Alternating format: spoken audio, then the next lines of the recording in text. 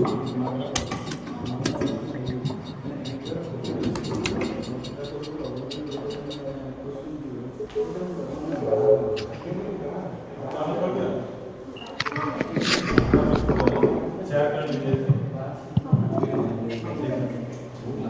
afternoon, everyone. We are starting the class.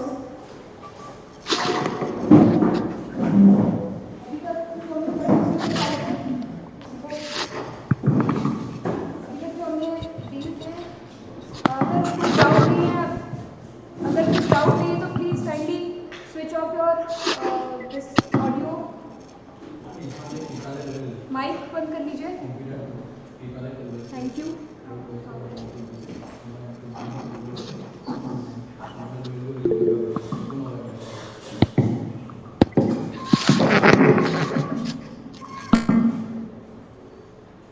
Okay, तो अभी तक जो हमने पढ़े हैं लॉ में, बेसिकली जनरल आइडिया देने की कोशिश की कि होता क्या है, सोर्सेज क्या होते हैं लॉ के, और कॉन्स्टिट्यूशन जो कि बेसिक सोर्स है हमारे बहुत सारी लॉज का, इंडिया के लॉज का. तो वो है क्या, कॉन्स्टिट्यूशन की प्रोविजंस क्या है, क्या आप सब रीड किए एक बार, सो दैट कि हमें मतलब एक आइडिया मिले कि होता क्या है. ओके, कुछ डाउट, कोई डाउट? आर्टिकल्स में 14, 15, 16, 17, 18, 19 डाउट नहीं है ना. तो हम आज लास्ट पार्ट जो है 1.6 एडीआर इसको पढ़ेंगे, और फिर इसके बाद हम नेक्स्ट चैप्टर जो कॉन्ट्रैक्ट एक्ट है, मतलब बेसिक जो लॉज स्टार्ट कर रहे हैं, आज ही हम स्टार्ट करेंगे. इसके लिए मैंने एडीआर के इसे ग्रुप में भी शेयर कर देंगे. इससे लॉ के बारे में ज़्यादा है, मीन्स आर्टिकल के बारे में जो आर्टिकल थोड़े से इंपॉर्टेंट रहेंगे, जो इंपॉर्टेंट है मैं बता दी आपको, जैसे आर्टिकल 50, 40, कैसा टाइप का क्वेश्चन इसमें ये आ सकता है कि एक जनरल सा आइडिया है, ऐसा नहीं कि बहुत डीप में इस पर्टिकुलर आर्टिकल पर ही बड़ा क्वेश्चन आएगा. एक फंडामेंटल राइट्स पर आ सकता है कि what are the fundamental rights. तो उसमें लिखना होगा फंडामेंटल राइट्स होते क्या है, कितने हमारे कॉन्स्टिट्यूशन में दिए गए हैं, बहुत सारे फंडामेंटल राइट्स हम एक करके लिख सकते हैं. अगर आएगा फॉर एग्जाम्पल कि किसी पर्टिकुलर, अगर आना होगा तो किसी पर्टिकुलर आर्टिकल पे आप क्वेश्चन तो हो सकता है आर्टिकल 21 पे, जो कि राइट टू लाइफ है, क्योंकि आर्टिकल 21 राइट टू लाइफ के अंदर बहुत सारी चीज़ें इंक्लूड की गई है, आप लोग देख सकते हैं जैसे उसमें. और दूसरा आ सकता है आर्टिकल 19 पे, क्योंकि आर्टिकल 19 में भी बहुत सारे पार्ट्स हमने उसमें देखे थे, फ्रीडम, बहुत टाइप की फ्रीडम दी है, और साथ साथ उनके साथ रीजनेबल रेस्ट्रिक्शंस दी है, तो उन पर आ सकते हैं क्वेश्चन. या फिर लेजिस्लेटिव प्रोसेस पर क्वेश्चन आ सकता है कि what is the legislative procedure process and in the constitution of India. और जिसमें आपको लिखना होगा कि पहले बिल होता है, बिल कैसे लॉ में जाता है, मतलब स्टार्टिंग फ्रॉम द इनिशिएशन, जो बिल का एक प्रपोजल बनता है वहाँ से लेकर फाइनली प्रेसिडेंट के असेंट तक, वो प्रोसेस लिखनी होगी. इसमें मेंशन 2-3 आर्टिकल मेंशन करने से आर्टिकल 111 और 109 तो इतना चल जाएगा, बाकी ज़्यादा डिटेल में आने जरूरत नहीं है. और क्या आ सकता है, सोर्स ऑफ लॉ में आ सकता है कि पर्टिकुलर सोर्स ऑफ लॉ को आप एक्सप्लेन कीजिए. कस्टम क्या होता है, कस्टम कब आप मानेंगे, तो कस्टम के बहुत सारे हमने फीचर्स देखे थे कि टाइम मेमोरियल होना चाहिए, रीजनेबल होना चाहिए, सर्टेन होना चाहिए, कंसिस्टेंट होना चाहिए, not oppose to public policy होना चाहिए. तो इस टाइप के क्वेश्चन है. तो अभी हम देख रहे हैं, स्टार्ट करें legal methods including judicial alternative dispute resolution process in India. Okay, ठीक है. तो एडीआर इसका मतलब होता है alternative dispute resolution. Alternative dispute resolution मतलब नाम से समझ आ रहा है, ऑल्टरनेटिव डिस्प्यूट रेजोल्यूशन, डिस्प्यूट को रिजॉल्व करने का कोई और वे, कोई और मेथड, कोई और प्रोसेस, कोई और तरीका. जनरली डिस्प्यूट आता है किसी के बीच में, अगर लड़ाई हुई है या कोई भी डिस्प्यूट है, प्रॉपर्टी से रिलेटेड डिस्प्यूट हुआ है, तो हम लोग कहाँ जाते हैं, कोर्ट में जाते हैं. कोर्ट में क्या होता है, प्रोसेस होती है, कोर्ट में जाएंगे पहले आप, अगर सिविल केस है तो कोर्ट में जाने से पहले आपको क्लेम फाइल करना होता है. क्लेम का फिर रिटन स्टेटमेंट जो ऑपोजिट पार्टी देगी, फिर समरी होती है, एफिडेविट्स होते हैं, डॉक्यूमेंट्स आते हैं, एग्जामिनेशन होगा, उसके बाद फाइनली जजमेंट आएगा. बिल्कुल लंबी प्रोसेस है. अगर क्रिमिनल केस है तो क्या होगा, पहले तो एफआईआर होगी या कंप्लेंट होगी, फिर उसका इन्वेस्टिगेशन होगा, इन्वेस्टिगेशन या इंक्वायरी होगी, इंक्वायरी के बाद फिर मैटर आएगा कोर्ट में। कोर्ट में फिर वही प्रोसेस होगी कि दोनों पार्टी को बुलाया जाएगा, एक करके जो एग्जामिनेशन होगा, क्रॉस एग्जामिनेशन होगा, री एग्जामिनेशन होगा, उनके विटनेसेस आएंगे, उनका सेम एग्जामिनेशन होगा और फिर तब जाके फाइनल जजमेंट आएगा कॉन्विक्शन या एक्विटल। ठीक है, तो ये सारी क्या प्रोसेस है, कोर्ट की प्रोसेस है, जिसे लिटिगेशन कहते हैं, जुडिशियल लिटिगेशन कह सकते हैं, लिटिगेशन की प्रोसेस होती है। लेकिन क्या ये एक ही वे है सॉल्व करने का? नहीं, this is not the only way. बहुत सारे अलग तरीके भी हैं डिस्प्यूट्स को सॉल्व करने के लिए। तो ये हम पढ़ रहे हैं इसमें लीगल मेथड के सारे भी लीगल ही है जितने भी लिटिगेशन है। लेकिन हम यहाँ पर क्यों जा रहे हैं इसका रीज़न हम पढ़ते हैं कि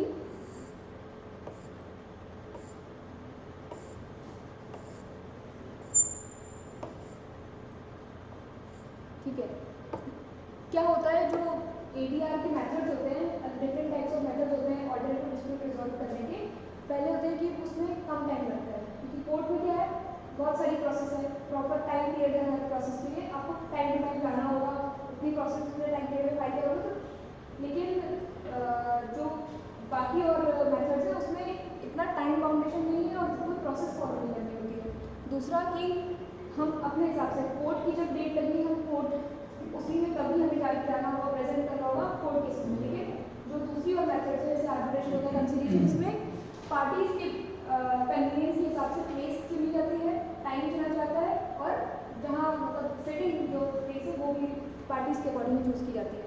तीसरी चीज़ है कि थोड़ा सा कम एक्सपेंसिव है, हालांकि आर्बिट्रेशन तो अब थोड़ा ज़्यादा कॉस्टली हो गया है, लेकिन बाकी इसके अलावा जितनी मेथड्स है वो सारी कम चीपर काइंड ऑफ मेथड है एज कम्पेयर टू लिटिगेशन। क्योंकि लिटिगेशन में आपको कोर्ट फीस पे करनी होती है हर एक स्टेज में, आपको कोई एफिडेविट दे रहे हैं या डॉक्यूमेंट सबमिट कर रहे हैं, सब में एक कोर्ट फी पे करनी होती है in the form of stamp या किसी भी चीज़ में। तो इस वजह से जो बाकी मेथड्स हैं they are less expensive, also less procedural है। कोर्ट में लॉ दी हुआ है, आपको लॉ के अकॉर्डिंग फॉलो करना है, ज़रूरी नहीं है कि बाकी मेथड्स में ही फॉलो करना हो। और कोर्ट में क्या होता है, एक पार्टी जीतेगी, दूसरी पार्टी हारेगी, एक के अगेंस्ट केस आएगा, एक के फेवर में जाएगा, बीट सिविल और क्रिमिनल केस। लेकिन जो अदर मेथड्स ऑफ लिटिगेशन है, अदर मेथड्स ऑफ रिकॉन्डिशन है, उसमें क्या होगा, उसमें दोनों पार्टी की सहमति होगी और दोनों बीच में दोनों की बात सुनते हुए एक फाइनल सेटलमेंट आएगा, जिससे क्या होगा, दोनों पार्टी के लिए होगा। ठीक है, तो ये these are the advantages of ADR।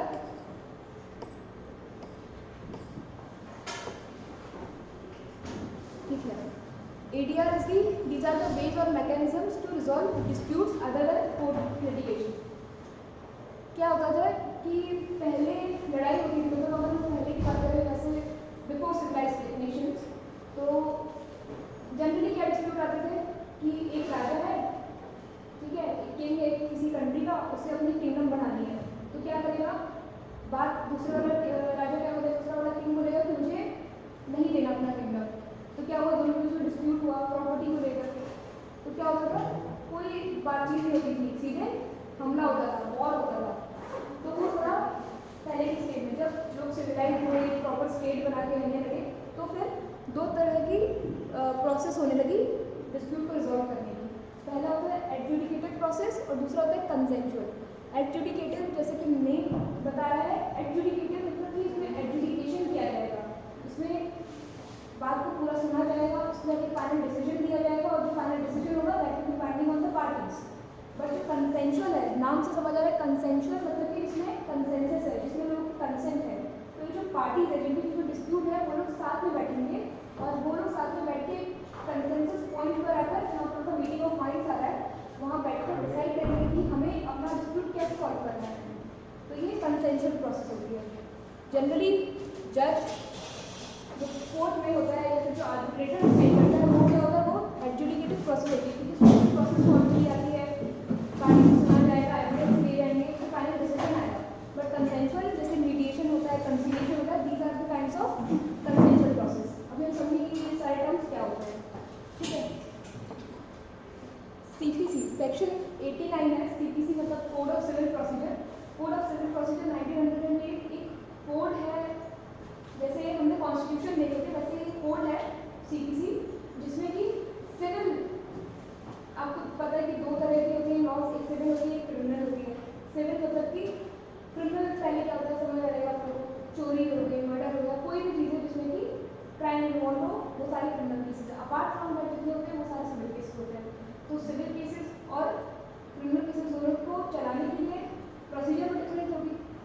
Same ही होते हैं, लेकिन प्रोसेस डिफरेंट होती है। तो जो क्रिमिनल प्रोसेस होती है उसको कहते हैं क्रिमिनल प्रोसीजर कोड, कोर्ट के अंदर है, और जो सिविल की होती है वो अंदर होती है क्रिमिनल प्रोसीजर कोड, ठीक है। तो सेक्शन 89 ऑफ सीपीसी में डिफरेंट मोड्स ऑफ सेटलमेंट बताया गया है। पहला है कि आर्बिट्रेशन, दो लोगों की पार्टीज के बीच में आया कोई भी डिस्प्यूट आया तो that can be resolve by the arbitration. ये हम एक एक करके देखेंगे कि ये सारी होती क्या है। Arbitration, conciliation, mediation, judicial settlement and Lok Adalat, ठीक है। ये क्या है? These are the methods, alternative methods of dispute resolution. क्या है ये सारी? डिस्प्यूट रिजोल्यूशन, ठीक है। पहला है आर्बिट्रेशन। आर्बिट्रेशन अब काफ़ी सुनाई देगा। क्या होता है आर्बिट्रेशन में? आर्बिट्रेशन को करने के लिए सबसे पहली चीज़ इंपॉर्टेंट क्या होती है? आर्बिट्रेशन करने के लिए इंपॉर्टेंट चीज़ है आर्बिट्रेशन एग्रीमेंट। आप लोग लिख सकते हैं इंपॉर्टेंट चीज़ क्या है आर्बिट्रेशन के लिए? एक आर्बिट्रेशन एग्रीमेंट होना ज़रूरी है। जनरली ये जो कॉन्ट्रैक्ट होते हैं लोगों के बीच में उसमें यूज होता है कि जब भी कोई कॉन्ट्रैक्ट करना है पार्टीज, जैसे कि मैंने आपसे कॉन्ट्रैक्ट की हूँ, मैंने कि मैं आपका फ़ोन खरीदना चाहती हूँ, ठीक है। तो अब क्या होगा, अब कि मैं फ़ोन खरीदना चाह रही हूँ फॉर एक्स अमाउंट, हम इसको क्या करेंगे, एक कॉन्ट्रैक्ट डीड में लिख देते हैं, क्योंकि लिखना ज़रूरी है, वरना ऐसे कैसे कि मैंने आपको दे दी पैसे और ये मुझे मिला ही नहीं। एक एग्रीमेंट होना चाहिए, हम एग्रीमेंट बनाएंगे।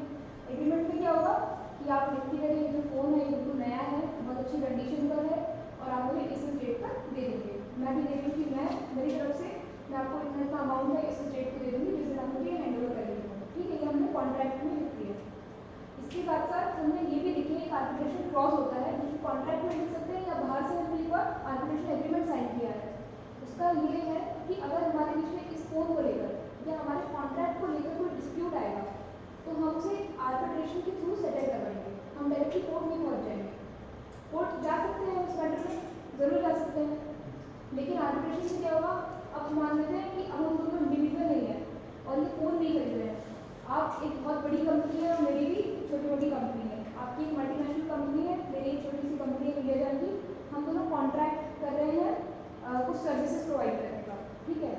अब अगर हमारे बीच में जो कॉन्ट्रैक्ट हो रहा है सर्विसेज प्रोवाइड करने का कि मैं यहाँ से कुछ प्रोडक्ट्स मैन्युफैक्चर करूँगी और आप वो प्रोडक्ट को मुझसे खरीदेंगे और फिर उसे कहीं और यूज़ करेंगे, तो ये एक बड़ा सा कॉन्ट्रैक्ट हो रहा है। अब इसमें अगर कुछ प्रॉब्लम होती है डिस्पैच में या लेट डिलीवरी में तो क्या होगा, ऑब्वियसली हम लोग कोर्ट जा सकते हैं क्योंकि कॉन्ट्रैक्ट का वायलेशन होगा। लेकिन अब आपकी कंपनी इतनी बड़ी और मेरी भी थोड़ी बहुत कंपनी ठीक ही है, तो क्या होगा, कोर्ट में जाते रहेंगे, वो चलते रहेगी प्रोसेस, ठीक है। कोर्ट में जाने का टाइम नहीं है। प्लस जो ब्रांड वैल्यू होती है वो भी गुडविल खराब होगी कि कोर्ट में मैटर पेंडिंग है। इसलिए हम क्या करते हैं आजकल कंपनीज एक आर्बिट्रेशन एग्रीमेंट लिख देती है कि अगर हमारे बीच में कोई भी डिस्प्यूट होगा ना तो हम लोग इसे आर्बिट्रेशन के थ्रू अभी होगा या आगे कोई भी फ्यूचर मतलब इन प्रेजेंट या फिर फ्यूचर में कोई भी डिस्प्यूट होगा तो that can be resolve through arbitration. और उसमें लिख देते हैं कि आर्बिट्रेशन से डिसाइड होगा द प्लेस ऑफ और वेन्यू ऑफ आर्बिट्रेशन। हम दोनों का जो कॉमन प्लेस होगा वो होगा, मान लेते हैं आप दिल्ली की कंपनी है, मैं विजयवाड़ा की कंपनी हूँ, तो हम लिख देते हैं कि गुवाहाटी, हम दोनों के मिड पॉइंट है, वहाँ पर अपना वेन्यू ऑफ आर्बिट्रेशन रखेंगे, प्लेस ऑफ आर्बिट्रेशन, ठीक है। तो ऐसा आर्बिट्रेशन एग्रीमेंट बहुत ज़रूरी है एक कॉन्ट्रैक्ट, मतलब आर्बिट्रेशन में जाने के आर्बिट्रेशन एग्रीमेंट पहले से होना ज़रूरी है, ठीक है। नहीं होगा तो आर्बिट्रेशन नहीं होगा। आर्बिट्रेशन जब होगा, आर्बिट्रेशन एग्रीमेंट होगा तभी आर्बिट्रेशन स्टार्ट होगा, ठीक है। सोर्स है क्या है आर्बिट्रेशन का, इसलिए आर्बिट्रेशन एग्रीमेंट जो पार्टीज के बीच में होता है, ठीक है। फिर क्या होगा, इसमें दो चीज़ें होती हैं। हम अगर आर्बिट्रेशन पे जाना चाह रहे हैं तो वो या तो अभी कोई डिस्प्यूट अराइज हो रहा है उसके लिए या फिर फ्यूचर में सेम कॉन्ट्रैक्ट से लेकर अगर कोई डिस्प्यूट अराइज हो तो उसके लिए होगा, ठीक है, बिटवीन द पार्टीज। अब क्या होता है आर्बिट्रेशन में हम क्या करेंगे, हम तो दोनों पार्टीज हैं, इसमें तीसरा पर्सन बनाएंगे जो कि न्यूट्रल होगा, ठीक है, और जिसको इसके बारे में समझ होगी कॉन्ट्रैक्ट के बारे में कि किस चीज़ से रिलेट करता है। अब मैंने कोई मैं ब्रिक्स बनाने का काम करती हूँ यहाँ पर, ठीक है, ब्रिक्स हो गया और बहुत सारे सीमेंट के आइटम्स बनाने का काम करती हूँ, और इसके बीच में कुछ डिलीवरी में कुछ प्रॉब्लम हो रही है, तो इसके लिए जो आर्बिट्रेशन एग्रीमेंट हुआ है हमारा, इसके लिए हम एक आर्बिट्रेटर चूज़ करेंगे। वो कोई भी हो सकता है, न्यूट्रल थर्ड पार्टी होना चाहिए, थोड़ा सा एक्सपर्ट, उसे पता होना चाहिए कि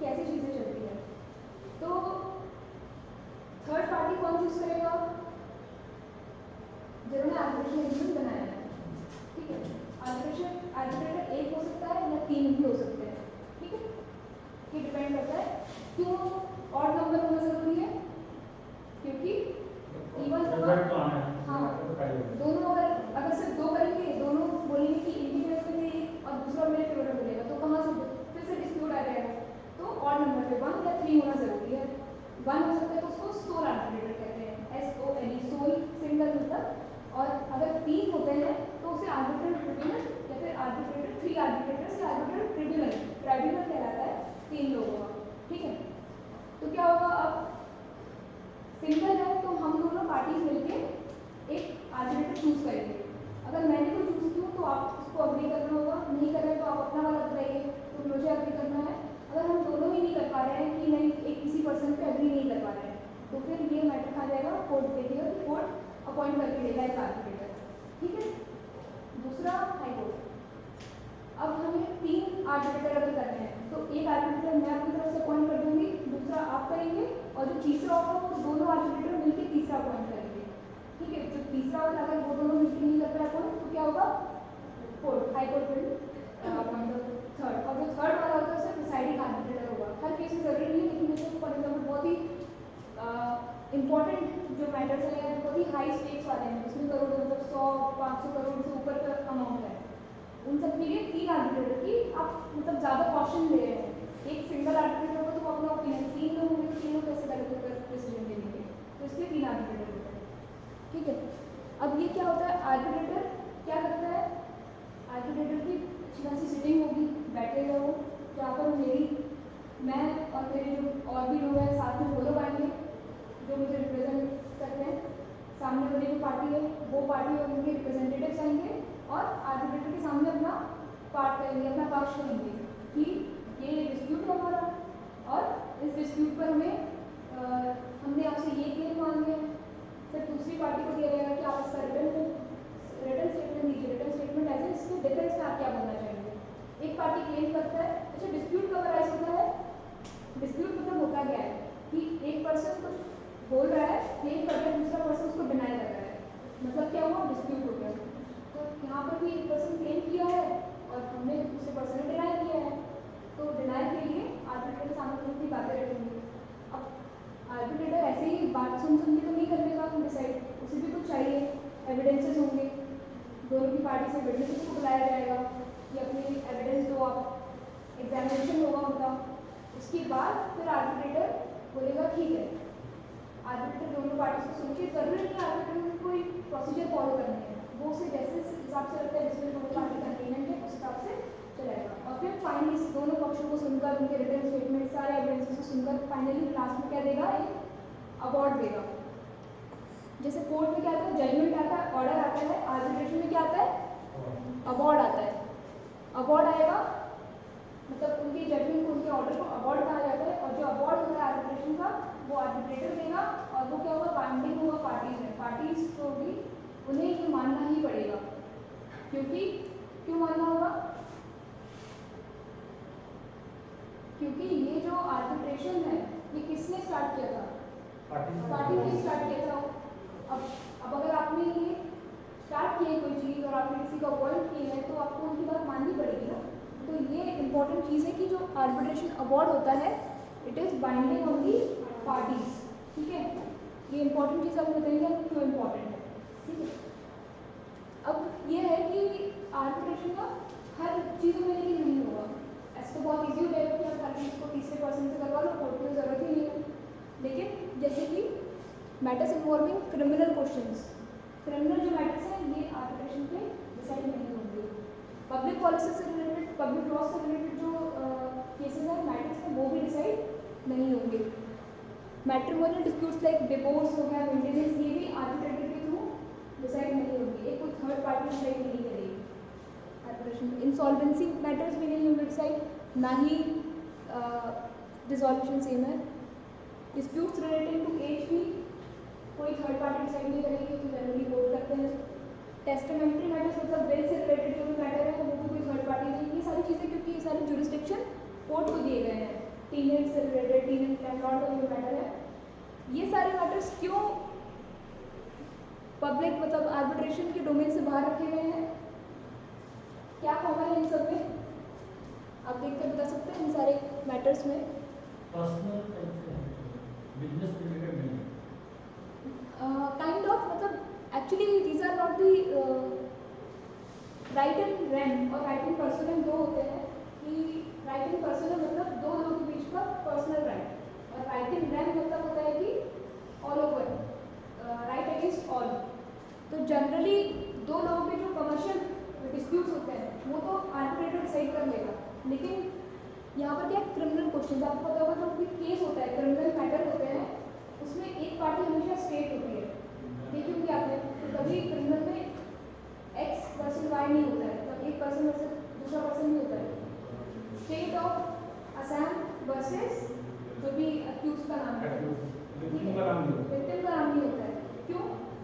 क्योंकि जो क्राइम होता है ऐसा कहा जाता है कि क्राइम अगर हुआ है तो वो किसी पर्सन के अगेंस्ट होता ही होता है, साथ में वो पूरी सोसाइटी के अगेंस्ट होता है, ठीक है। इसलिए उसमें स्टेट का नाम होता है। जैसे दो लोग का डिस्प्यूट है, हमारे बीच में प्रॉपर्टी डिस्प्यूट चल रहा है तो उसमें मेरा नाम वर्सेस आपका नाम के अगेंस्ट चलेगा क्योंकि ये हमारा मैटर है, इसमें बाकी लोग का आपके मगर वालों का कोई इसमें रोल नहीं है। लेकिन अगर कोई क्राइम होता है, कोई चोरी होती है, कोई मर्डर होता है तो इससे क्या होता है पूरी सोसाइटी को खतरा है, पूरी सोसाइटी के अंदर एक डर पैदा हो जाता है। तो इसलिए एक क्राइम अगर किसी एक पर्सन के साथ भी हुआ है तो वो पूरी सोसाइटी के अगेंस्ट क्राइम होता है, इसीलिए स्टेट होता है उसमें। तो ये सारे जो केसेस हैं, अब जैसे इंसॉल्वेंसी है, अगर किसी कंपनी को हमें डिक्लेयर करना है दिवालिया हो गई है, इंसॉल्वेंट हो गई है, तो वो भी किसी एक के लिए नहीं, वो सबके लिए डिक्लेयर किया जाएगा ना।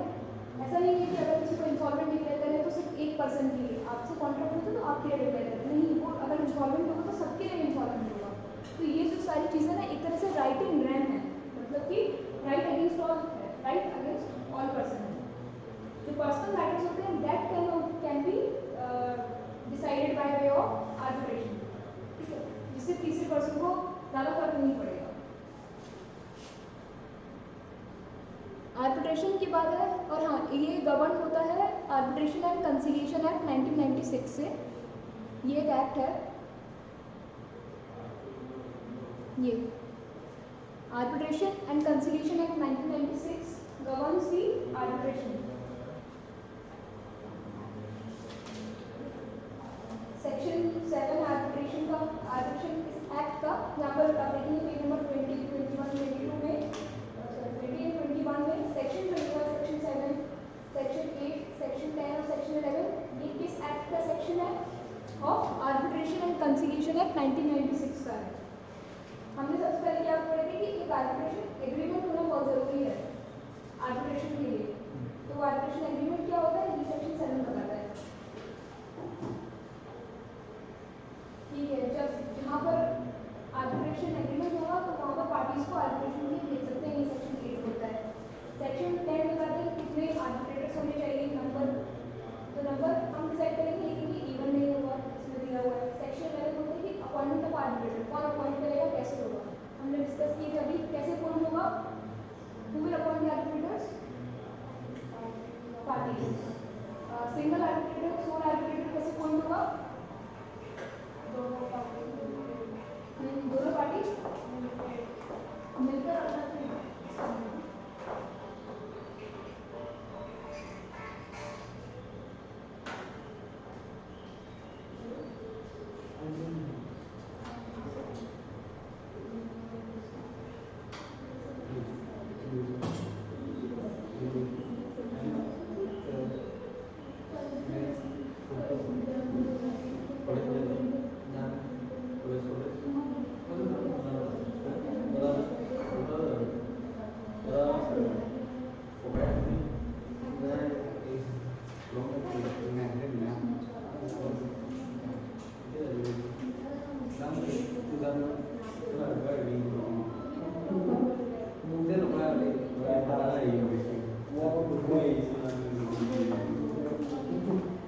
ठीक है, दोनों की कंसेंट से होगा। और अगर 3 आर्बिट्रेटर्स है तो कैसे अपॉइंट होगा, बैंक कोड 3 आर्बिट्रेटर्स कैसे अपॉइंट होंगे, दो मतलब पहले लोग म्यूचुअली डिसाइड कर लेंगे और फिर थर्ड वाला को वो दो आर्बिट्रेटर्स लास्ट में डिसाइड करेंगे। पहला एक पार्टी अपनी तरफ से नॉमिनेट करेगी, दूसरा पार्टी अपने, और फिर जो दोनों मिलके तीसरा करेगी, और दोनों मिलके अगर नहीं अपॉइंट कर पाए तो क्या होगा, कोर्ट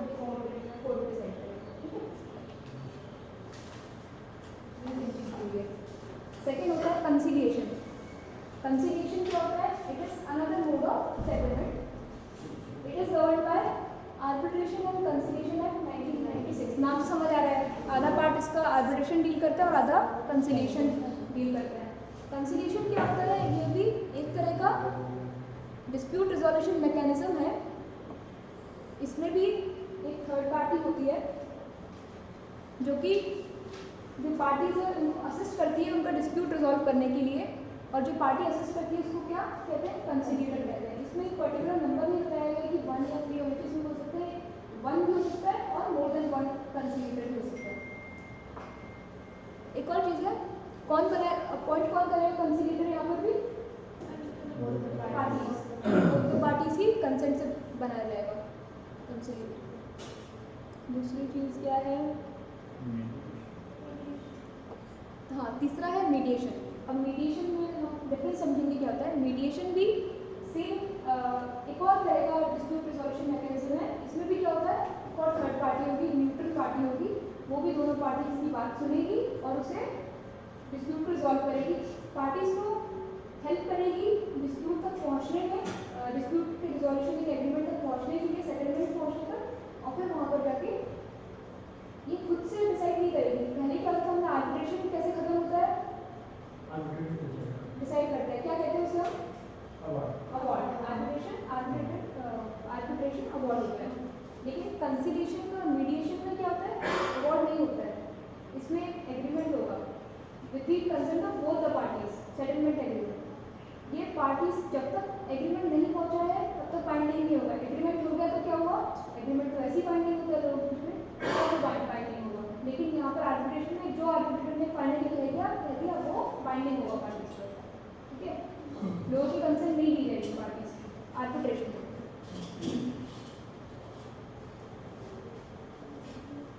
जो मीडिएटर का काम होता है, नाम से बोला, मीडिएटर होता है पार्टीज के बीच में फैसिलिटेटर की तरह हेल्प करता है, या डेडलॉक जो है उसको खत्म करने की कोशिश करता है, सो दैट की पार्टीज एक म्यूचुअल ग्राउंड पर आ सके और एक दूसरे से डिस्कस कर सके कि हमें किस तरह से अपना डिस्प्यूट रिजॉल्व करना है।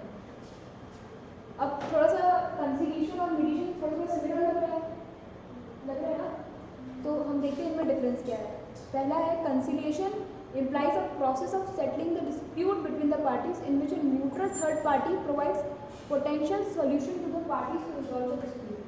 यहाँ पर ये पार्टीज को बुलाया कि आ जाओ आप लोग बैठो साथ में, हम लोग डिस्कस करते हैं कि आप लोग को क्या क्या, पहले दोनों की प्रॉब्लम सुनेगा, अलग अलग भी सुन सकता है, एक साथ बिठा कर भी सुन सकता है, फिर बोलेगा कि अच्छा इसकी पॉसिबल सॉल्यूशंस क्या है, हम एक एक करके ढूंढते हैं ये। बट मीडिएशन में क्या होता है?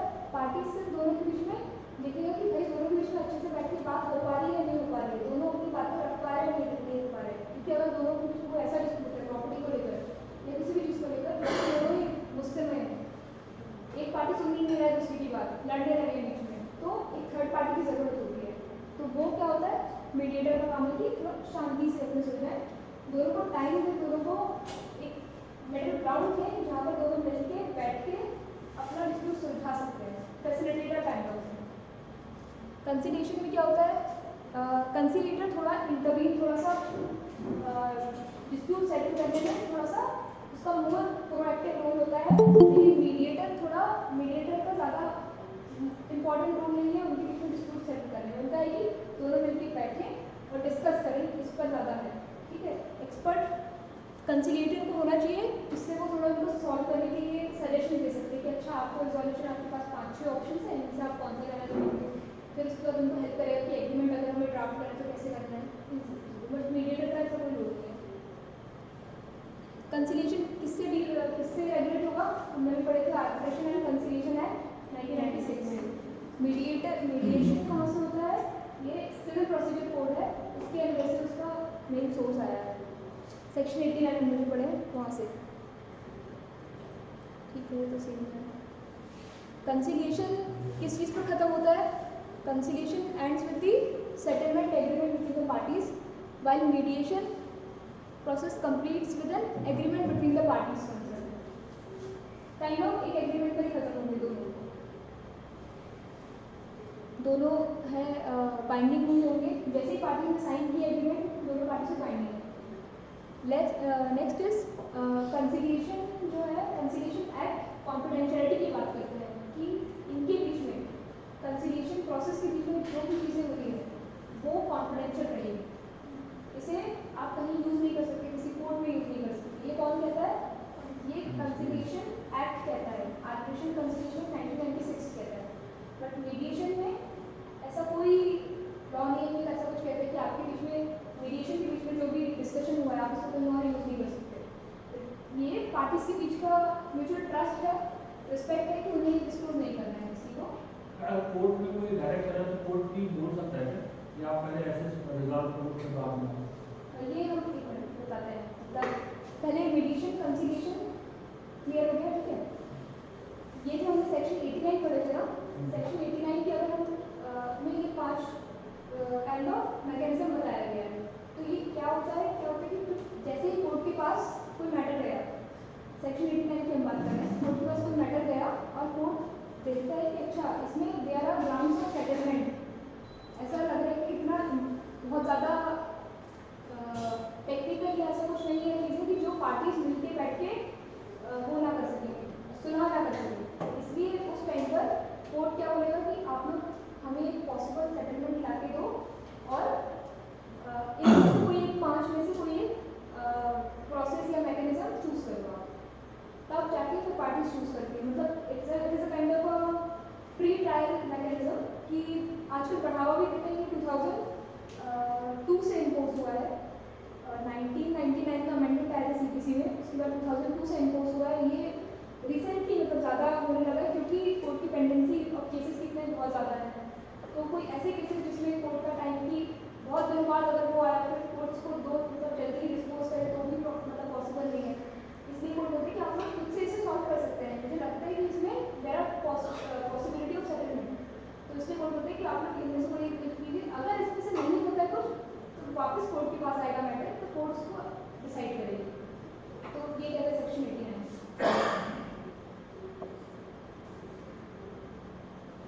तो आर्बिट्रेशन कंसिलिएशन में कोई डिफरेंस, मतलब इतना तो है, बहुत डिफरेंस है आर्बिट्रेशन और कंसिलिएशन और मीडिएशन में। लेकिन कंसिलिएशन मीडिएशन हमने डिफरेंस इसलिए पढ़े क्योंकि बहुत ही स्लाइट डिफरेंस है। एक है कॉन्फिडेंशियलिटी का, एक है कि दूसरा है थोड़ा फ्रीडम और एक्ट का कौन सा एक्ट रेगुलेट करता है तीसरा, ठीक है। और एक में सेटलमेंट एग्रीमेंट होता है, एक में एग्रीमेंट होता है दोनों पार्टीज के बीच में, राइट। ये बात मैंने कर दूँगी आपको।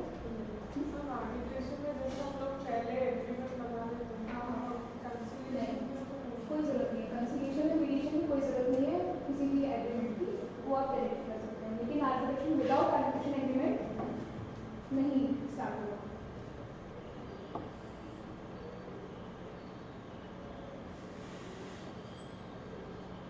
ये मैं ग्रुप में शेयर कर लूँगी। तीसरा था, अब नेक्स्ट प्रोसेस है लोक अदालत, जुडिशियल सेटलमेंट थ्रू लोक अदालत। हमने 4th and 5th जो पॉइंट है उसमें देख सकते हैं। वो कहता है कि लोक अदालत एक तरह से लीगल सर्विसेज अथॉरिटी एक्ट 1989 एक एक्ट है जिसमें कुछ ऐसे केसेस होते हैं जो कि कोर्ट के थ्रू, लेकिन पार्टीज की कंसेंट के साथ काइंड ऑफ सेटलमेंट हो जाता है उनका, ठीक है। तो उसे क्या कहते हैं? लोक अदालत कहते हैं। क्योंकि जनरली एक परमानेंट लोक अदालत भी होती है और एक जो ईयरली आती है, कि अभी आई थिंक जून, मई और जून के मंथ में हर एक कोर्ट में कोई पर्टिकुलर डे रहता है स्पेसिफाई, बट हाँ स्पेसिफाई करते हैं। किसी का वैटिंग वाला चलान वाला बैठा लोग जाते हैं तो हाँ, उसके लिए भी लोक अदालत में जाके, कि इतना इम्पोर्टेंट नहीं है कि उसमें जाके और पूरे कोर्ट की ट्रायल करे। लोक अदालत में जाए, सेटलमेंट हुआ, फाइन पे की, खत्म केस, ठीक है। जल्दी स्पीडी प्रोसेस के लिए लोक अदालत है। और लीगल सर्विसेज अथॉरिटी एक्ट इसी बात का सेक्शन 19 जो है वो बोलते हैं कि आप अपना डिस्प्यूट लोक अदालत के थ्रू भी रिजॉल्व कर सकते हैं। एक दिन में आपने देखे होंगे कि एक दिन लोक अदालत जो बैठी है, मतलब जून के मंथ में या किसी मंथ में, तो उसमें लाखों केसेस पेंडेंसी मतलब खत्म हो जाती है। जनरली बैंक के लोन्स के केसेस होते हैं, उसमें बैंक को और पार्टी को बीच में होता है, दोनों बैंक बोलेगा कि अच्छा चलो आप पूरा नहीं पे कर पा रहे हो, एटलीस्ट 1 लाख के लिए 75,000 ही दे दो, पार्टी बोलेगी ठीक है 75,000 दे देता हूँ, सॉल्व कर देता हूँ केस। तो ऐसे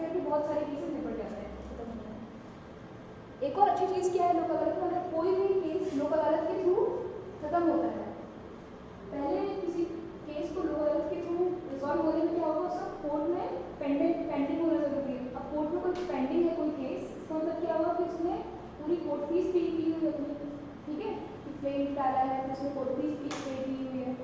अगर वो केस लोक अदालत के थ्रू सेटल हो जाता है तो क्या होगा, उसकी जो कोर्ट फीस है वो पूरी वापस हो जाएगी, रिफंड हो जाएगी।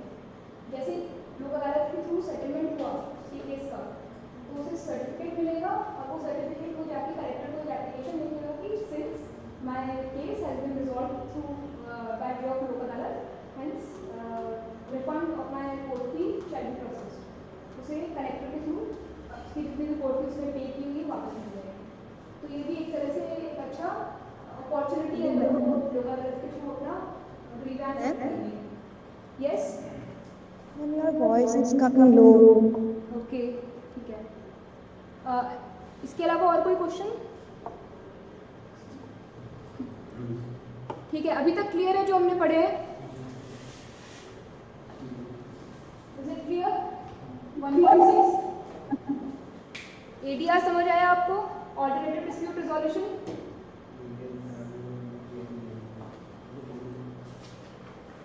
Any questions?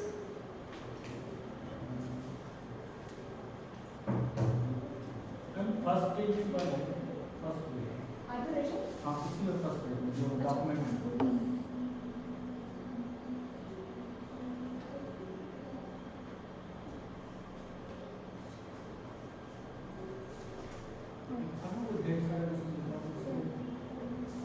नहीं लगेगा। चलिए हाँ अभी नीचे आओ।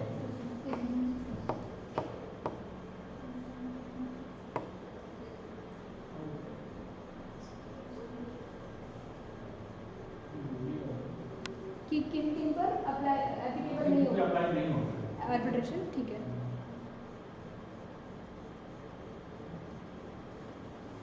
ऐसे केसेस पे क्रिमिनल जिसमें क्रिमिनल केसेस है, क्रिमिनल मैटर से उस पर आर्बिट्रेशन नहीं होगा। क्यों? क्योंकि फॉर ऑब्वियस रीजंस की क्राइम इज अगेंस्ट सोसाइटी, कोई थर्ड पार्टी आकर डिसाइड नहीं करेगा कि तुमने क्राइम किया या नहीं किया। ये कौन डिसाइड करेगा? इसकी पूरी इसको jurisdiction is being given to the court of law. नहीं वो जो मैटर से दिखाओ ना, मैंने सुना था उसकी मैटर्स में तो मेडिएशन कोर्ट ही कराती है। कंसीलिएशन मीडिएशन हो सकता है, आर्बिट्रेशन नहीं हो सकता है। लेकिन ये जो बार है इन सब पर ये सिर्फ आर्बिट्रेशन पर है। कंसीलिएशन पे तो जा सकते हैं। कंसीलिएशन जो कोर्ट्स होते हैं कितने सारे, एक जन सुनवाई होती है जिसमें हस्बैंड वाइफ को बिठाया जाता है साथ में, दे कैन आल्सो कंसीलिएट, तो that is allowed, but arbitration allowed नहीं।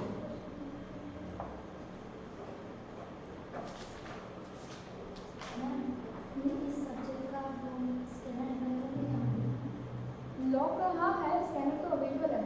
वहाँ से प्रिपेयर करने से एग्जाम के लिए हो जाएगा, क्वेश्चंस तो वैसे ही हाँ देखो, आप लोग को MCQ के लिए तो हो जाएगा, बाकी लेकिन ऐसे मतलब क्वेश्चन आता है किस प्रकार से, मतलब ये रेफरेंस से अगर होता है तो किस इसमें से आ सकता है ये कि what are the various modes of alternative dispute resolution, तो क्या होगा, हम क्या लिखेंगे इसमें?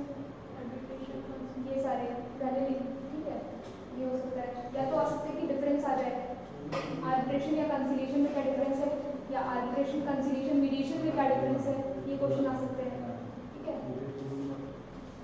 या फिर एक शॉर्ट नोट आ जाएगा कि आर्बिट्रेशन पे लिख दो, तो हमें क्या लिखना होगा, आर्बिट्रेशन क्योंकि वाइड है, इसका एक खुद का एक्ट है, तो उस पर क्या आर्बिट्रेशन एग्रीमेंट होना जरूरी है, उसे सेक्शन पे दिया हुआ है, कैसे अपॉइंट होते हैं, क्या होता है आर्बिट्रेशन की प्रोसेस में, अवार्ड क्या होता है आर्बिट्रेशन अवार्ड, ये सारी चीज़ें। और एक और ये चीज़ कि ये सारी चीज़ें जो मैटर्स हैं, following cases matters shall not be decided by arbitration, तो ये लिख सकते हैं। ज़्यादा इतनी चीज़ें बस बनती है इस वाले चैप्टर से। एक बार रीड कर लीजिएगा, ज़्यादा क्लियर हो जाएगा। ये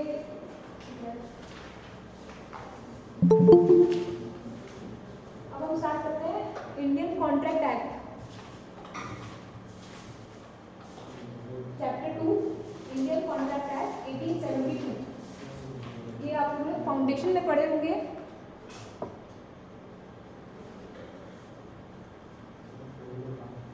ठीक है, इंडियन कॉन्ट्रैक्ट एक्ट 1872 फाउंडेशन में जब पढ़े थे तो थोड़ा सा कम डिटेल में थे, अभी भी बहुत सारा डिटेल में नहीं, लेकिन समझने में थोड़ा टाइम लगेगा। यही ऐप है, इसमें थोड़ा हमें ज़्यादा टाइम करना है और थोड़ा सा स्पीड में जाएंगे क्योंकि क्लासेस का मतलब टाइम हमारे पास थोड़ा कम है। ठीक है, कहीं से आप डाउट तो आप पूछ सकते हैं। मैं थोड़ा एक बेसिक चीज़ें बताती चलूँगी। डेफिनेशन वगैरह है वो आप लोग को देखिएगा, मैं उसकी मीनिंग जो है वो बताऊँगी। ठीक है, रीड आप लोग खुद कीजिएगा, कहीं भी डाउट है तो पूछ सकते हैं।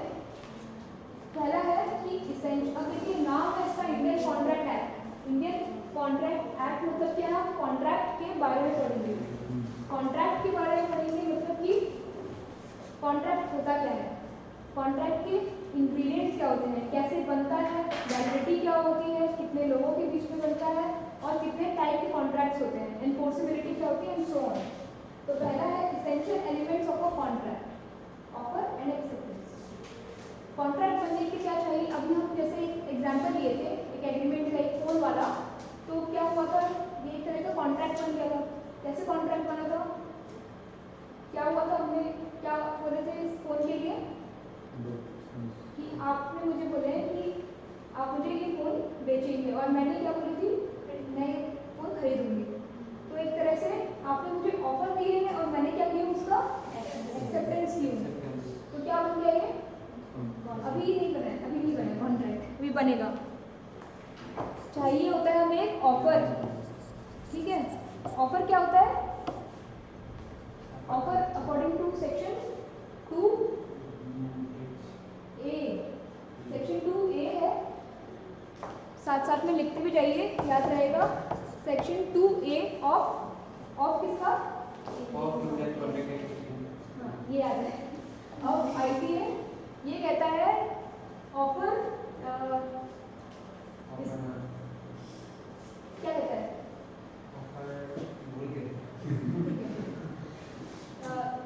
ये एक तरह का एक्सप्रेशन ऑफ विलिंगनेस है। एक पर्सन अपनी विलिंगनेस बताता है कि मैं दूसरे पर्सन के साथ एक रिलेशनशिप, जो कि कॉन्ट्रैक्चुअल रिलेशनशिप में एंटर करना चाहता हूँ, जिससे कि कोई पर्सन एक एक्ट करे या कोई एक्ट ना करे। ठीक है, यहाँ पर एक्ट करना क्या था, मोबाइल को बेचना। ठीक है, ये मेरी कंसेंट ओपन करना चाह रहे थे फॉर परचेजिंग और buying of the cell phone. Offer क्या होता है, अगर हम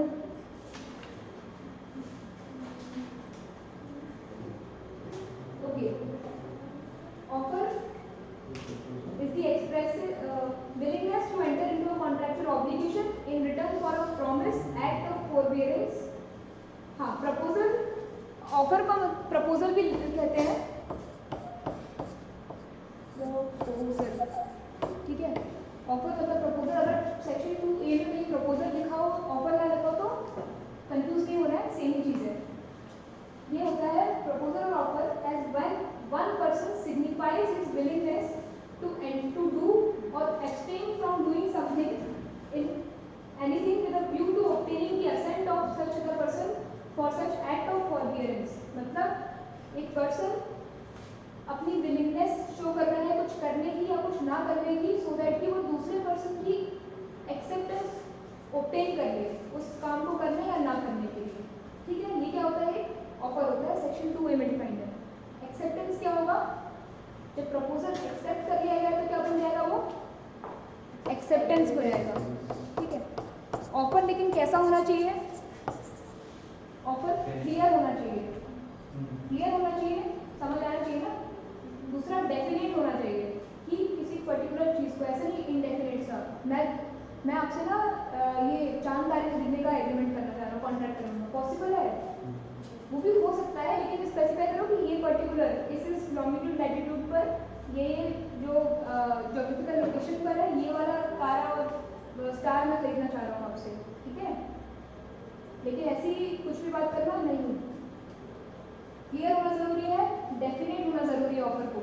और क्या ज़रूरी है, ऑफर को बोलना, कम्युनिकेट करना बहुत ज़रूरी है। मनी मन सोचते हैं मुझे ना अपना फ़ोन देखना है, ऑफर नहीं हो गया, कम्युनिकेट करना पड़ेगा, आपको बताना पड़ेगा दूसरे पर्सन को। और क्या है, ओरल एंड राइटिंग। ठीक है, कंप्लीट होना चाहिए, फाइनल होना चाहिए कि भाई मुझे बेचना है, मुझे ये फ़ोन बेचना है इतने इतने अमाउंट में और मेरे फ़ोन का ये स्पेसिफिकेशन है, और कम्युनिकेट, क्लियर, डेफिनेट और कम्युनिकेशन, 3 चीज़ें होना ही होना है एक ऑफर में। एक्सेप्टेंस में क्या होना है? सबसे शुड एक्सेप्ट, और एक्सेप्टेंस के लिए कम्युनिकेशन, सेम चीज़। कम्युनिकेशन नहीं होगा तो कभी भी ऑफर एक्सेप्टेड नहीं होगा। जैसे ही ऑफर एक्सेप्ट हो जाएगा तो क्या बनेगा? ये एक प्रॉमिस बन जाएगा, ठीक है? ऑफर टू बी, और जब प्रॉमिस ऑफर एक्सेप्ट हो जाएगा तो वो क्या बन जाएगा? वो प्रॉमिस बन जाएगा। अभी तो प्रॉमिस ही बना, अभी भी हम कॉन्ट्रैक्ट तक नहीं पहुँचे हैं, अभी तो स्टेज चल रही है। अब इसके बाद है, अब यहाँ पर ना एक और टर्म आता है, ऑफरर, ऑफरी, या एक्सेप्टर, या फिर प्रॉमिसर या प्रॉमिसी। तो प्रॉमिसर कौन हो जाएगा यहाँ पर? ऑफर दे रहा है। और प्रॉमिसी कौन हो जाएगा? जो कि एक्सेप्ट कर रहा है। और एक्सेप्टर भी वही हो जाएगा, और ऑफरी भी वही हो जाएगा, ठीक है? टर्म्स क्लियर है? फिर क्या होता है? तीसरी चीज़ आती है इंपॉर्टेंट, वो है कंसिडरेशन। कंसिडरेशन क्या होता है? वैल्यू होती है किसी चीज़ की। हमने जो अभी एग्रीमेंट की बात कर रहे थे फ़ोन खरीदने और बेचने के लिए, तो उसमें कंसिडरेशन क्या था? The amount, the X and Y, जो भी अमाउंट था, मान लीजिए 50,000 का हम फ़ोन खरीदने की बात करते थे, तो वो कंसिडरेशन क्या था? 5,000 कंसिडरेशन। और मेरे लिए क्या कंसिडरेशन था? वो phone, the value, the thing itself, right? Consideration भी हो गया। अब जब ये तीनों चीज़ मिल जाएगी तो क्या बनेगा? ये जब ये तीनों मिल जाएगा तब ये बन जाएगा एक एग्रीमेंट।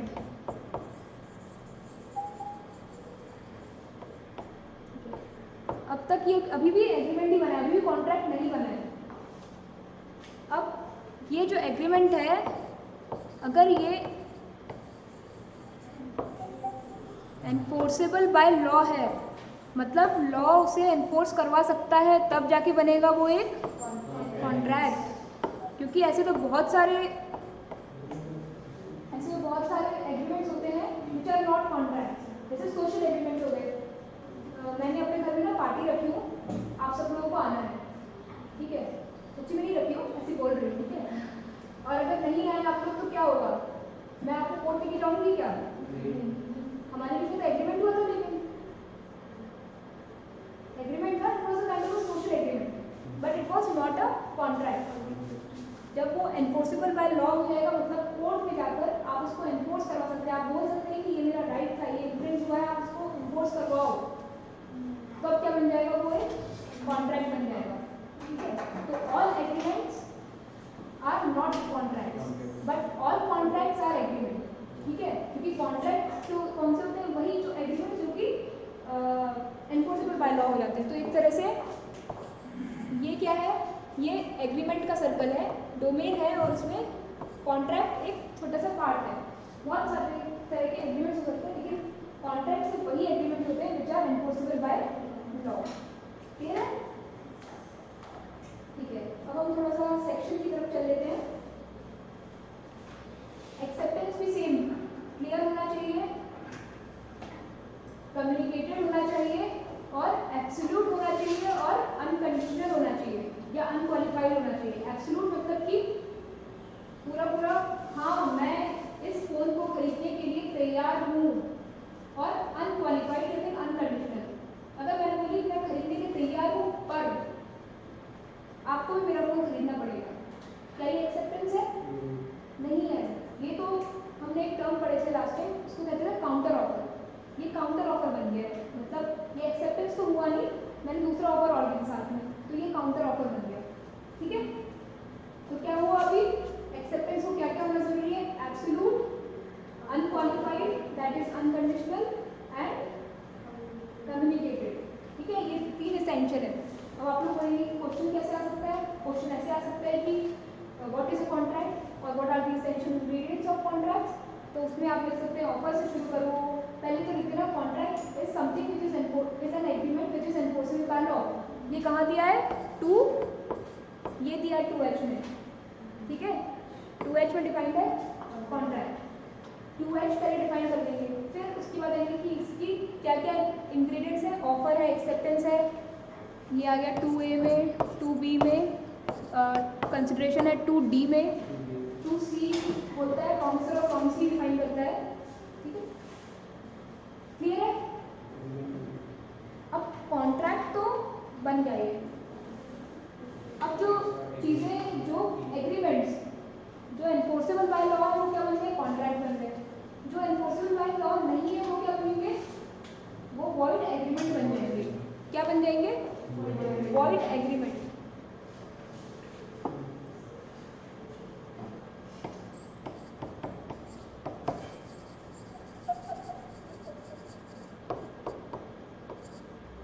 सेक्शन इसका जी है, 2G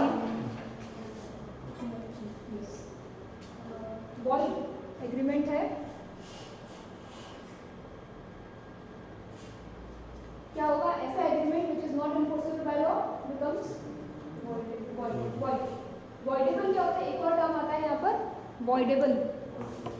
वॉइडेबल क्या होता है, जो वॉइड बन सकता है, जो क्या हो जाता है, वॉइड बन जाए, हाँ, जिसको वैलिड भी बना सकते हैं, मतलब है तो चल रहा है उसे आप वॉइड कर सकते हैं, रेसिड कर सकते हैं, खत्म भी कर सकते हैं। क्यों, क्योंकि कुछ ऐसी चीज़ों के कारण, कुछ ऐसे सर्कमस्टेंसेस के कारण वो एक पूरे तरह से वैलिड एग्रीमेंट या कॉन्ट्रैक्ट नहीं बन पाया है।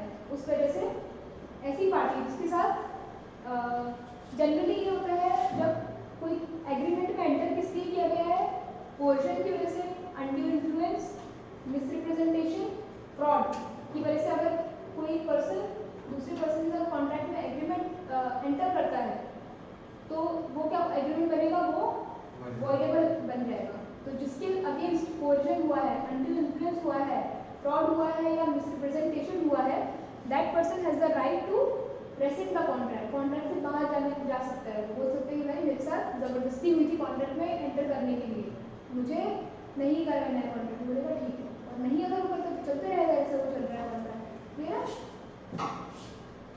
ठीक है, ये भी हो गया। अब हम थोड़ा सा समझते हैं इनमें जो कोर्शन इन्फ्लुएंस ये सब क्या होता है, इसके हम डिटेल्स थोड़ी देर में जाते हैं।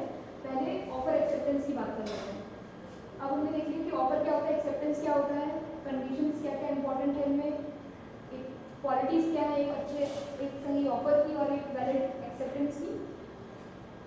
अब हमने ऑफर दिए हैं तो क्या ये ऑफर बिल्कुल कह दिए तो चलते ही जाएगा, क्या इसे वापस आप ले सकते हैं, रिवोक कहते हैं, रिवोकेशन हो सकता है ऑफर का या एक्सेप्टेंस का। मतलब फॉर एग्जांपल मुझे पहले फ़ोन खरीदना था, अब मेरे को नहीं खरीदना है, मेरी मर्जी, तो मैंने जो एक्सेप्टेंस दी हूँ क्या मैं इसको वापस ले सकती हूँ, या आपको खरीदना था पहले, बेचना था फ़ोन, अब नहीं बेचना है, आपकी मर्जी। तो आपको क्या वापस ले सकते हो कि नहीं, मैं बोलूँगी नहीं, आपने मुझे बोल दिया अब तो बेचना ही पड़ेगा। इसमें क्या है, इसे कहते हैं रिवोकेशन, रिवोक करना, revocation of offer and acceptance. क्या होता है, ऑफर को या एक्सेप्टेंस को वापस लेना, रिवोक करना। ऑफर और एक्सेप्टेंस को रिवोक किया जा सकता है, कब तक, लेकिन ऑफर, हाँ, ऑफर कब तक किया जा सकता है, जब तक कि उसका एक्सेप्टेंस ना आ गया, ठीक है, ये है ऑफर की कंडीशन। एक्सेप्टेंस कब तक आप वापस ले सकते हैं, रिवोक कर सकते हैं, इसकी दो कंडीशन है, दोनों पर्सन के लिए अलग अलग रहेगी। एक्सेप्टेंस फॉर एग्जांपल आप प्रपोजर हैं, आप ऑफरर हैं, मैं एक्सेप्टर हूँ, और हम यहाँ पर लेटर की, एक्चुअली कॉन्ट्रैक्ट एक्ट ना जबकि तब की बात कर रहे हैं जब ये लेटर पोस्ट कार्ड के थ्रू जाया करता था ऑफर और एक्सेप्टेंस। ये आजकल व्हाट्सएप की और हमारे सामने बैठे वाले इन सब की बिल्कुल बात नहीं कर रहा है, ठीक है। तो इसमें इलस्ट्रेशन भी कुछ ऐसे ही है। तो पहला कहते हैं कि मैं आपसे ये फ़ोन करने जाती हूँ, मैंने एक लेटर, आपने मुझे लेटर लिखे कि I am selling my phone for this rupees, are you interested in buying the same for such and such rupees, ठीक है। इफ इंटरेस्टेड रिप्लाई ऑन और before such and such date, ठीक है। ये जनरली किस में भी होता है, टेंडर्स में भी ऐसे ही होता है, ठीक है। अब क्या होगा कि आपने ऑफर लेटर मुझे मिला, मैंने देखा अच्छा फ़ोन भी अच्छा है, सब सही है, मुझे खरीद लेना चाहिए। तो ये ऑफर तब तक इन्होंने ये जाकर उसे पोस्ट ऑफिस में, पोस्ट बॉक्स में डाल दिया अपना लेटर ऑफर का, जब तक ये मुझे मिलता है तब तक ये अपने ऑफर को मना कर मतलब रिवोक कर सकते हैं, ठीक है। जैसे ही मेरे पास आ गया ऑफर, मैंने देखी लेटर और मैंने पढ़ ली, मुझे पता चल गया कि ऑफर किसी ने किया है, तो क्या होगा, अब ये ऑफर वापस नहीं आ सकता, ठीक है। अब एक्सेप्टेंस की बात आती है। मुझे लगा हाँ यार मेरे फ़ोन तो खरीदना है, खरीद लेते हैं चलो, और मैंने लिख दिया yes I am ready to buy your phone for such and such rupees. मैंने लेटर पोस्ट मतलब मैंने लेटर रखी होगी अपने पास, अभी रखी हो अपने पास, ठीक है। अब और पोस्ट भी कर दी, लेकिन फिर आता है वो मुझे अब नहीं खरीदना, मुझे दूसरी जगह से एक बेटर डील मिल रही है, मुझे ये वाला फ़ोन नहीं खरीदना, तो क्या होगा, अब मुझे रिवोक करना होगा अपना एक्सेप्टेंस। तो एक्सेप्टर के लिए और प्रपोजर के लिए दो डिफरेंट टाइम पीरियड है। एक्सेप्टर के लिए प्रपोजर के लिए मतलब प्रपोजर के ऊपर तब तक बाइंडिंग नहीं है ये जब तक कि ये फॉर एग्जाम्पल आपके लिए कोई भी रिवोकेशन तब तक बाइंडिंग नहीं है जब तक कि मैंने उसे पोस्ट बॉक्स में ना डाल दी अपना एक्सेप्टेंस लेटर, ठीक है। जैसे ही मैंने पोस्ट कार्ड या जो भी लेटर है एक्सेप्टेंस लेटर उसे पोस्ट बॉक्स में पोस्ट करने के दे दी, तो अब आपके लिए वो बाइंडिंग है, ठीक है। और मेरे लिए कब बाइंडिंग होगा, जबकि वो लेटर पहुंच गया है इनके पास। मतलब थोड़ा बहुत क्लियर हुआ। ये तो अलग अलग डेट इसलिए दी गई है क्योंकि तब के ज़माने में लोग इतने दूर दूर रहा करते थे, जैसे कि अभी क्योंकि आपने लॉ क्यों चेंज हुआ है, इंडियन जस्टिस कोड और ये सब क्योंकि थोड़े पुराने ऐसे बहुत सारे ऐसे ऑफेंसेस थे जिसपर अभी जो उनकी उतनी वैल्यू नहीं है, और कुछ ऐसे ऑफेंसेस जो अभी चल रहे हैं जिन्हें पार्ट होना चाहिए हमारे क्रिमिनल कोड का, तो उसमें इंक्लूड नहीं थे, इसलिए उन्हें इंक्लूड करते। तो सिमिलरली कुछ कुछ ऐसे इंस्टेंसेस इलस्ट्रेशंस हैं जो कि पहले ज़्यादा ऐप्ट थे, अभी की सिचुएशन में नहीं है, लेकिन ये हो सकता है कि टेंडर और इन सब चीज़ों में कॉन्ट्रैक्ट होते हैं, बड़े बड़े कॉन्ट्रैक्ट होते हैं कंपनीज के, उसमें ये ऐप्ट है। नेक्स्ट है ऑफर एक्सेप्टेंस होगा।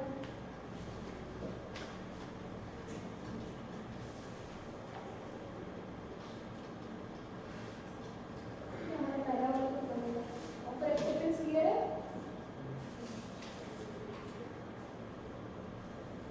हाँ, एक और चीज़ यहाँ पर इम्पोर्टेंट लिखिए कि mere silence on the part of offer does not amount to acceptance. Silence can not be considered as acceptance. क्या करना जरूरी है, कम्युनिकेट करना जरूरी है। या फिर ऐसा होता है कि एक पर्सन लेटर लिख कर देता है और ऑफर करता है, बोलते हैं कि if you do not reply me within 7 days I will accept it as your acceptance, और मैंने 7 दिन तक कुछ नहीं बोला, तो ये भी एक तरह से एक्सेप्टेंस नहीं होगा। मुझे एक्सेप्ट करके स्पेशली एक एक्ट करना पड़ेगा, पॉजिटिव एक्ट अपनी तरफ से, विच कैन शो कि एक्सेप्टेंस है मेरा, ठीक है।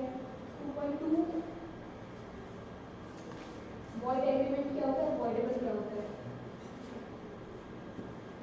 देखा जाए तो ऐसे बहुत सारे एग्रीमेंट हैं विच आर वॉइड एग्रीमेंट, मतलब कि शून्य है, वो उनकी कोई वैल्यू नहीं है क्योंकि they are not enforceable by law, court उन्हें एनफोर्स नहीं करवा सकता। कौन कौन से 337 से दिया है, ऐसे कॉन्ट्रैक्ट्स जिसमें कंसिडरेशन ही नहीं है, पहली बात, ठीक है। कंसिडरेशन होना बहुत ज़रूरी है हर किसी कॉन्ट्रैक्ट में। हमने इसके पहले वाले में देखे थे कि क्या हो रहा है, पहले ऑफर आता है, फिर एक्सेप्टेंस आता है और फिर कंसिडरेशन होता है, और फिर ये जब मिलकर एक एग्रीमेंट बनाते हैं, वैसा एग्रीमेंट जो कि एनफोर्सेबल बाय लॉ है, तब जाके वो कॉन्ट्रैक्ट बनता है। मतलब कि ऑफर, एक्सेप्टेंस और कंसिडरेशन तो ज़रूरी है ही है एक कॉन्ट्रैक्ट में। अगर किसी एग्रीमेंट में कंसिडरेशन ही नहीं है तो क्या होगा, वो वॉइड एग्रीमेंट बन जाएगा। क्या बन जाएगा, वॉइड एग्रीमेंट। या फिर ऐसा कोई एग्रीमेंट जिसमें कंसिडरेशन तो है लेकिन अनलॉफुल है, लॉफुल नहीं है, तो वो जैसे कि हम ये फ़ोन की बात कर रहे हैं सेम, तो यहाँ पर बात हुई कि मैं अपना फ़ोन बेच दूँगी आपको, प्रोवाइडेड दैट कि आपको किसी और से चोरी किया हुआ फ़ोन मुझे बेचना होगा। तो यहाँ पर क्या है, ये जो कंसिडरेशन है हमारे बीच का, ये क्या है,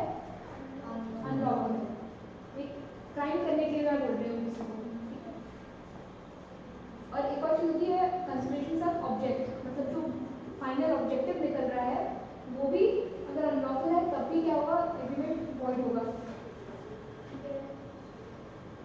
agreement in restraint of marriage है, वो एग्रीमेंट भी वॉइड होता है। रिस्ट्रेंट ऑफ मैरिज मतलब दो पर्सन्स हैं, they are agreeing upon themselves कि अगर ए बी से बोलते हैं कि तुम शादी नहीं करोगे तो मैं तुम्हें 10,000 रुपये दूंगा, तो क्या ये एग्रीमेंट वैलिड है? नहीं, क्योंकि किसी पर्सन को रोकने के लिए, रिस्ट्रेंट ऑफ मैरिज, शादी से रोकने के लिए अगर कोई एग्रीमेंट होता है तो वो वॉइड है, उसकी कोई वैल्यू नहीं होगी, accept in case of minor. Minor को आप रोक सकते हैं। अब 10 साल के बच्चे अगर आपके यहाँ उनको बोलेंगे कि भाई तुम शादी नहीं करोगे मैं तुम्हें 10,000 रुपये दूंगा, और अगर वो शादी कर लेता है तो खैर वो अलग बात है, लेकिन आप माइनर के केस में, माइनर मतलब who is under 18 years of age, तो उनके एक्सेप्ट माइनर किसी के भी अगेंस्ट रिस्ट्रेंट ऑफ मैरिज अगर करके कोई एग्रीमेंट दिया जाता है तो that is void. Restraint of trade, trade को रिस्ट्रेंट करने के लिए, मतलब कोई भी एक ऑक्यूपेशन है, प्रोफेशन है, ट्रेड है, मैं अगर बी पर्सन, यहाँ पर एक कोई बहुत अच्छी बेकरी चल रही है, मैं बोल रही हूँ वो पर्सन को कि आपसे मैं कॉन्ट्रैक्ट में एग्रीमेंट करी हूँ, 1 लाख रुपये दूंगी मैं आपको, आप अपना बेकरी नहीं चलाएंगे, तो ये क्या है? ये भी वॉइड एग्रीमेंट है। ठीक है, हम किसी को किसी ट्रेड के लिए नहीं रोक सकते हैं, क्योंकि हमने पढ़े थे कल ही, लास्ट क्लास में पढ़े थे आर्टिकल 19(1)(b क्या होता था? फ्रीडम ऑफ ट्रेड, प्रोफेशन और ऑक्यूपेशन, फंडामेंटल राइट है तो ट्रेड करना किसी का, तो उससे हम रोकेंगे, वो वॉइड एग्रीमेंट होगा, अनलॉफुल हो जाएगा। लेकिन इसका एक एक्सेप्शन है, जैसे सेल ऑफ गुडविल, जब एक पर्सन दूसरे पर्सन को गुडविल बेचता है, मतलब यहाँ पर कोई बहुत ही ऐसे नामी शॉप है और मैं उसको खरीद रही हूँ और मैं बोल रही हूँ कि आप यहाँ पर बिजनेस नहीं करेंगे, मैं आपको बहुत पैसे दे रही हूँ उसकी, तो यहाँ पर एक तरह से वो मुझे गुडविल सेंड कर रहा है, आपकी जगह मैं वो बिजनेस चलाऊंगी। ठीक है, तो इस पर पूरी तरह से नहीं रोक सकते, डिपेंड करेगा कि हम उन्हें कितने टाइम तक और किस किस एरिया तक रोक सकते हैं बिजनेस करने का। ठीक है,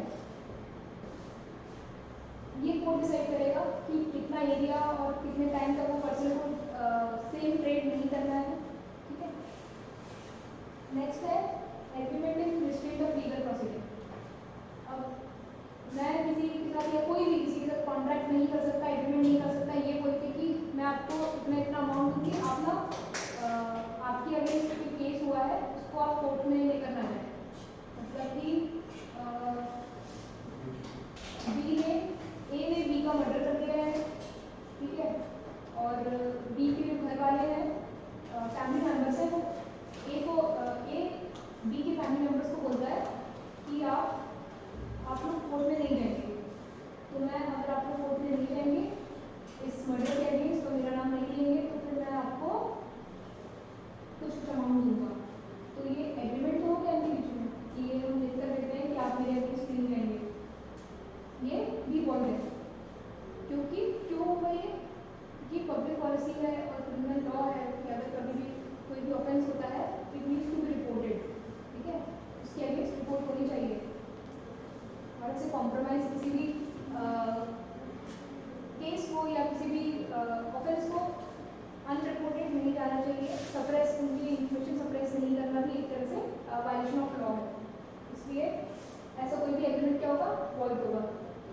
अगर ए ने बी से बोला, ए ने बी को मर्डर किया और बी के फैमिली वालों से बोला कि मैं आपको इतने अमाउंट दूंगा, बी की फैमिली वाले एक्सेप्ट कर रहे थे, हाँ ठीक है हम रख लेते हैं, लेकिन फिर भी कोर्ट चले जाते हैं, तो क्या होगा? क्या ए जा सकता है बी के अगेंस्ट, बी के फैमिली मेम्बर्स के अगेंस्ट कि मैंने तो इनके साथ वो किया था, एग्रीमेंट किया था कि आप लोग नहीं जाएंगे और फिर अमाउंट भी पे किया था, कोर्ट सुनेगा बी की ए की बात, बोलेगा सेक्शन 28 में चले जाओ आप, सेक्शन 28 में रिस्ट्रेंट ऑफ लीगल प्रोसीडिंग्स के अगेंस्ट पहले ही एग्रीमेंट जो भी वॉइड, आपका एग्रीमेंट का कोई वैल्यू भी नहीं है, तो ये एग्रीमेंट लेके तो आओ नहीं हमारे। ठीक है, सेक्शन 29 होता है ऐसा कोई भी एग्रीमेंट जो कि अनसर्टेन है, अनसर्टेन होने पर क्या हो जाएगा? वो वॉइड हो जाएगा। अनसर्टेन मतलब कि पर्सन ए पर्सन बी से एग्रीमेंट करता है कि मुझे मुझे ऑयल खरीदने हैं। ए पर्सन ने बी जो पर्सन है वो उसकी एक वो है मैन्युफैक्चरर है, वो डिफरेंट काइंड ऑफ ऑयल्स का, अलग अलग मस्टर्ड ऑयल और रिफाइंड ऑयल, बहुत सारे ऑयल हैं। ए बी को बोलता है कि मुझे ना आप ऑयल दे दो। अब बी के पास तो बहुत सारे ऑयल हैं, यहाँ क्या है, सर्टेन ही नहीं है। हमने सबसे पहले बात की थी कि ऑफर क्या होना चाहिए, सर्टेन होना चाहिए। तो सर्टेनिटी के लिए क्या होगा, एग्रीमेंट वॉइड होगा। ए बी से बोलता है कि जो बी है वो कॉन्ट्रैक्टर है, बी से बोलता है मेरा घर है ना, उसको आप रेनोवेट कर दो, बिल्कुल मस्त डिज़ाइन में, एक नंबर डिज़ाइन में आप उसको रिपेयर करके दे दो। एग्रीमेंट हो गया दोनों के बीच में। ये मस्त नंबर और एक नंबर डिज़ाइन क्या होती है, कहीं डिफाइन नहीं है, अनसर्टेन है ना ये तो। अच्छा, मॉडर्न डिज़ाइन के हिसाब से आपने इसको रिपेयर करके दे दो। मॉडर्न डिज़ाइन क्या होती है, अनसर्टेन है, उसकी कोई सर्टेनिटी समझ ही नहीं आ रही है, तो क्या होगा agreement, that agreement can be void. और सेक्शन 30 कहता है agreement by way of wager. Wager मतलब होता है बैटिंग कह सकते हैं, जिसमें बैटिंग जो होती है, इस तरह का अगर कोई एग्रीमेंट होता है दोनों के बीच में, तो वो भी एग्रीमेंट वॉइड होता है। क्या होता है वेजिंग एग्रीमेंट, ऐसा एग्रीमेंट जैसे इन्होंने डिफाइन किया है वेजिंग एग्रीमेंट को। डिफाइन नहीं किया मतलब हम उसकी कुछ क्वालिटी समझ सकते हैं। पर्सन ए पर्सन बी को बोलता है कि अगर कल बारिश होगी तो मैं तुम्हें 10,000 रुपये दूंगा, नहीं होगी तो तुम मुझे 10,000 रुपये दो। तो क्या ये एक तरह का वेजिंग है, क्योंकि इसमें इवेंट किसी कंट्रोल में है नहीं है। क्या ये इसमें एक पर्सन हमेशा एक पर्सन जीतेगा, दूसरा पर्सन हमेशा हारेगा, और बस इस तरह से ये वेजिंग एग्रीमेंट है।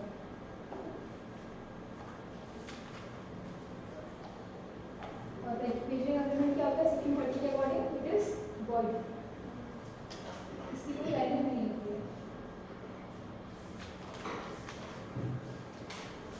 एक और चीज़ हम बात कर रहे थे कि कंसिडरेशन की, कोई ऐसा एग्रीमेंट जिसमें कोई कंसिडरेशन नहीं है तो वो क्या होगा, वो वॉइड होगा, वॉइड है, ठीक है। लेकिन इसके एक्सेप्शन है, ये हमने पढ़े थे कि कोई भी एब्सोल्यूट रूल नहीं होता है। अब फॉर एग्जाम्पल मैंने गिफ्ट की हूँ किसी को, एक एग्रीमेंट कर रहे हैं,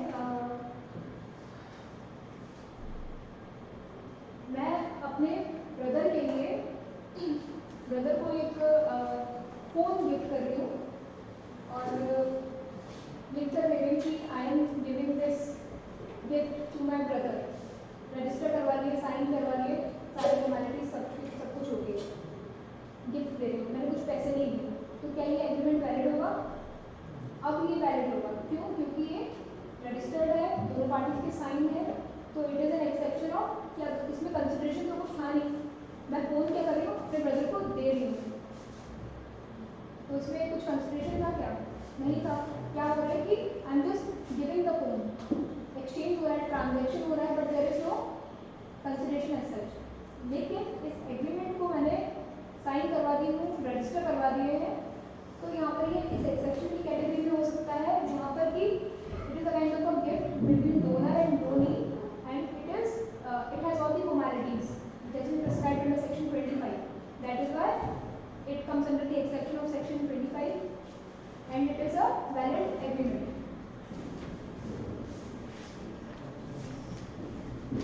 अगर consideration, legality,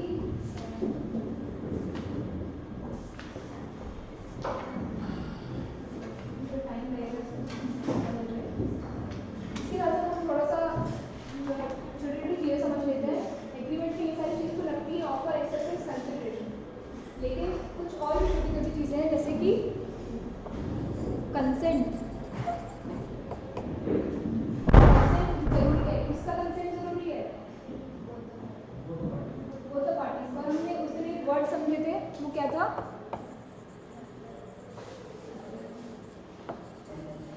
consensus ad idem. क्या मीनिंग होता है इसका? इसका मीनिंग होता है मीटिंग ऑफ माइंड्स। कंसेंट यहाँ पर मीनिंग होता है कि दोनों पार्टीज का सेम चीज़ को लेकर सेम मीनिंग है। अब यहाँ पर मैं एक एग्रीमेंट कर रही हूँ आपके साथ कि मैं आपकी ना वाइट कलर का व्हीकल खरीदना चाहती हूँ, ठीक है। आप बोल रहे हैं ठीक है, मेरे हिसाब से आपका वाइट कलर का व्हीकल है आपकी कार, और आपके हिसाब से आपका वाइट कलर का व्हीकल है आपका हॉर्स भी व्हीकल है नहीं आपका, ठीक है। मैं तो बस ये स्पेसिफाई की व्हीकल की बात है, वाइट कलर का तो हॉर्स भी है, ठीक है। तो हम लोगों ने फाइनल एग्रीमेंट साइन किए हैं, व्हीकल की बात चल रही है, अब डिलीवरी की डेट आती है, तो आप बड़ा मतलब हॉर्स को साथ लेकर आ रहे बोलूँगी, और मैं एक्सपेक्ट कर रही हूँ क्या एक कार। तो यहाँ पर क्या एग्रीमेंट हुआ क्या, मैं आपको जाके बोलूँगी कि कोर्ट में जाके बोल सकती हूँ कि भाई ये मुझे तो हॉर्स बेच रहे हैं, मेरी बात तो कार की हुई थी नहीं। सबसे बड़ी बात तो अनसर्टेनिटी थी, और दूसरी बात कि हमारी माइंड ही मीट की on the same thing in the same sense, ठीक है। तो ये कंसेप्ट हो रहा पार्टीज का on the same thing in the same sense में, इट इज़ वेरी इंपॉर्टेंट। दूसरी चीज़ है कि मेजॉरिटी बहुत ज़रूरी है दोनों पार्टीज़ की। मेजॉरिटी मतलब कैपेसिटी एक्चुअली,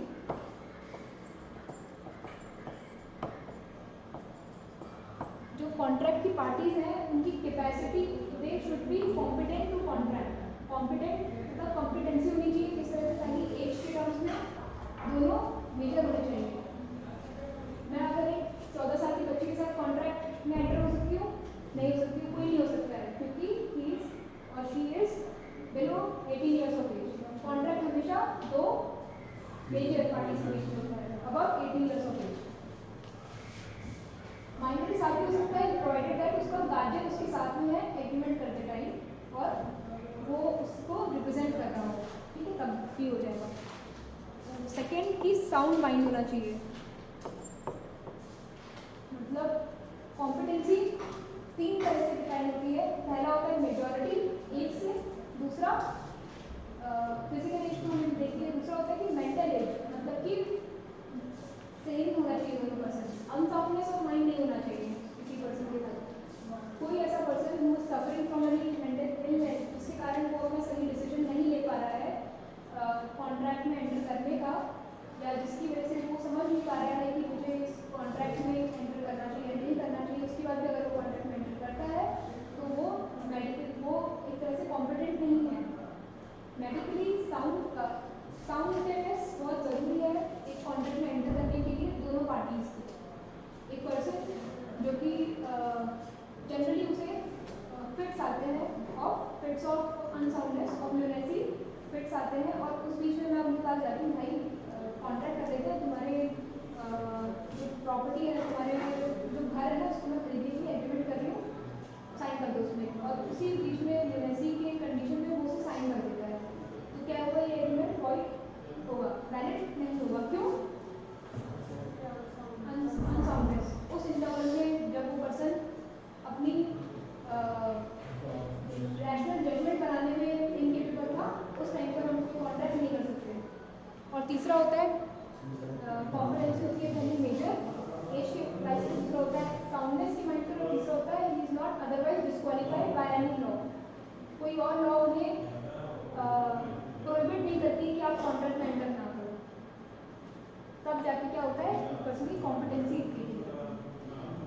हो गया, कंसेंट हो गया। कंसेंट जब हम पढ़ेंगे तो थोड़ा और वे में देखेंगे, क्योंकि कंसेंट क्या होता है, कंसेंसस एड आइटम। अभी हम ये जो लीगल के बारे में बात कर रहे थे, जो एग्जाम्पल देखे थे, इसमें क्या हुआ, मीटिंग ऑफ माइंड्स नहीं हुई, और एक तरह से क्या होता है, ये मिस्टेक था। किसकी मिस्टेक थी? Mistake of fact. इसके होने से क्या होता है, कॉन्ट्रैक्ट पूरी तरह से खत्म, वॉइड एग्रीमेंट होता है। लेकिन अगर मैं आपको बोल रही हूँ कि आपके फैमिली को मैंने अंडर थ्रेट रख के रखी हूँ, आपको आपकी प्रॉपर्टी पेपर्स पे साइन करना पड़ेगा, और मैं आपको एक प्रॉपर अमाउंट दे रही हूँ आपकी प्रॉपर्टी का, तो is it valid contract? No, it is not a valid contract. ये आएगा कोएशन के अंदर। कोएशन एक तरह का एक ग्राउंड है जहाँ पर कंसेंट फ्री नहीं थी, क्योंकि आपने उस डर के अंदर, डर के साथ साइन किए उस एग्रीमेंट में, उस कॉन्ट्रैक्ट में। I was under the impression, I was under this threat. That is why I have signed this contract, and now I, और जब ये होता है, कोर्शन होता है, अनड्यू इन्फ्लुएंस होता है, मिसरिप्रेजेंटेशन होता है या फ्रॉड होता है, तब क्या होता है, कॉन्ट्रैक्ट वॉइडेबल होता है। आपको अगर कंटिन्यू करना है ये एग्रीमेंट को कंटिन्यू कर सकते हैं, otherwise you can go to the court and ask for rescission of the contract to terminate the contract. Why? On what grounds?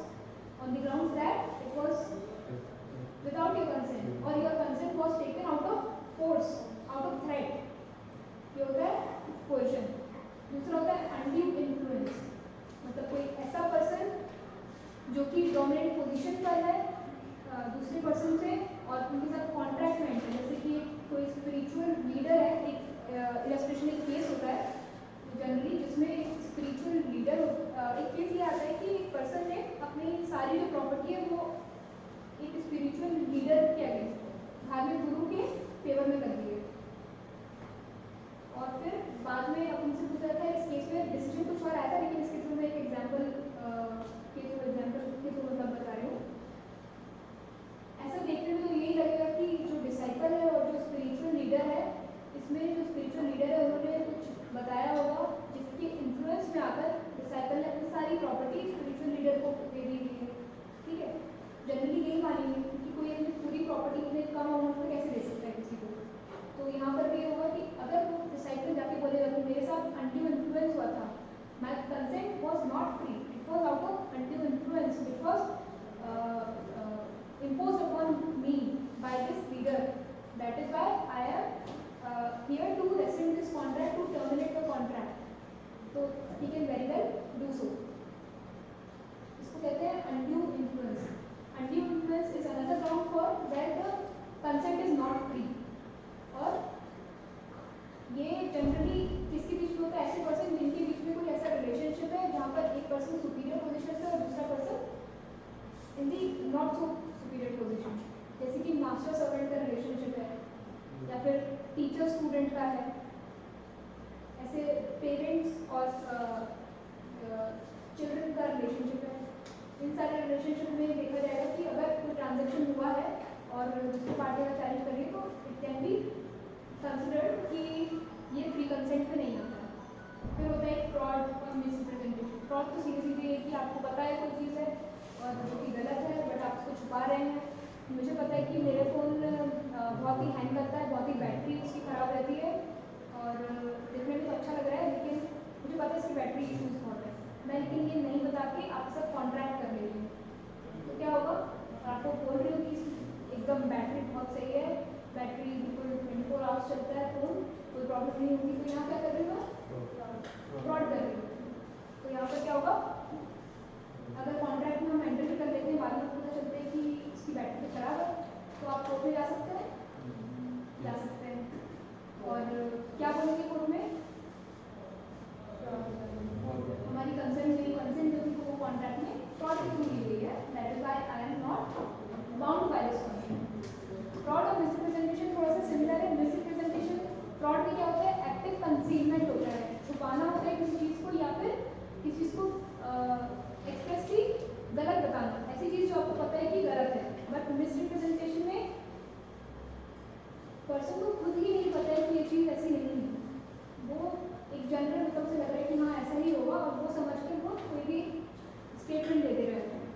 तब क्या होता है, ऑल्दो फ्रॉड नहीं है लेकिन एक तरह का फ्रॉड के सारे इंग्रेडिएंट्स हैं, बट उसमें उनका मैलिस इंटेंट नहीं है, इंटेंशन नहीं था किसी को डिफ्रॉड करने का मिसरिप्रेजेंटेशन के केस में, लेकिन फिर भी गलत तो हुआ दूसरी पार्टी के साथ, इसलिए that person can also say that कि मिसरिप्रेजेंटेशन मतलब जो चीज़ जैसी दिखाई जा रही है वैसी है नहीं, इसलिए मैं इस कॉन्ट्रैक्ट से बाहर जाना चाहता हूँ। इन सारी कंडीशन में क्या होता है, कॉन्ट्रैक्ट वॉइडेबल होता है। वॉइडेबल का क्या इफेक्ट होता है, person can go to the court and get the contract terminated. That's enough for this class. Actually, बहुत है। एक बार आपको रीड करके आइएगा, एक जनरल हम लोग फ्री कंसेंट और ये सब चीज़ें एक बार और अच्छे से पढ़ेंगे। अगर टाइम पास करता है तो इनसे कुछ क्वेश्चन, कोई डाउट, ऑफर एक्सेप्टेंस कंसिडरेशन में एनी डाउट?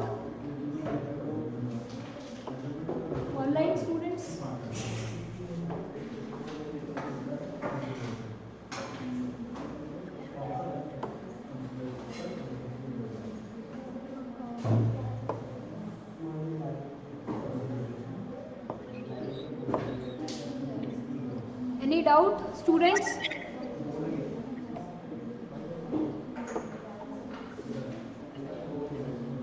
खत्म कर रहे हैं हम क्लास को अभी।